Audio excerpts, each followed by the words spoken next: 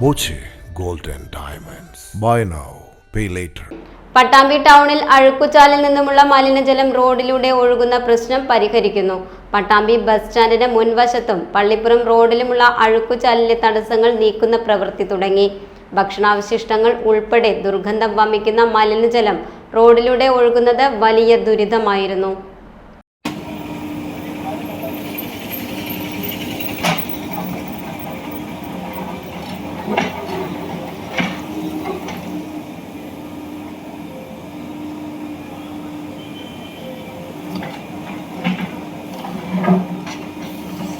പട്ടാമ്പി നഗരത്തിലാണ് മഴ പെയ്തതോടെ അഴുക്കുചാൽ നിറഞ്ഞ് മാലിന്യം റോഡിലൂടെ ഒഴുകിയത്. പട്ടാമ്പി ബസ് സ്റ്റാൻഡിന് മുന്നിലാണ് സംഭവം. റോഡ് നവീകരണത്തിന്റെ ഭാഗമായി അഴുക്കുചാലുകൾ അടഞ്ഞതാണ് മലിനജലം റോഡിലൂടെ ഒഴുകാൻ കാരണം. ഭക്ഷണാവശിഷ്ടങ്ങൾ ഉൾപ്പെടെ റോഡിൽ ഒഴുകിയതോടെ ദുർഗന്ധവും വമിച്ചു. വ്യാപാര സ്ഥാപനങ്ങളുടെ മുന്നിലൂടെ മലിനജലം ഒഴുകുകയും കെട്ടിക്കിടക്കുകയും ചെയ്തതോടെ വ്യാപാരികളും ദുരിതത്തിലായി.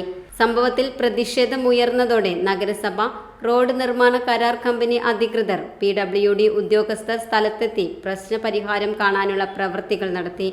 കെട്ടിക്കിടക്കുന്ന മലിനജലം JCB ഉപയോഗിച്ച് ചാല് കീറി നീക്കി. JCB ഉപയോഗിച്ച് തന്നെ അഴുക്കുചാലുകളുടെ തടസ്സങ്ങളും നീക്കി മലിനജലം ഒഴുകിപ്പോകുവാനുള്ള സൗകര്യമൊരുക്കി.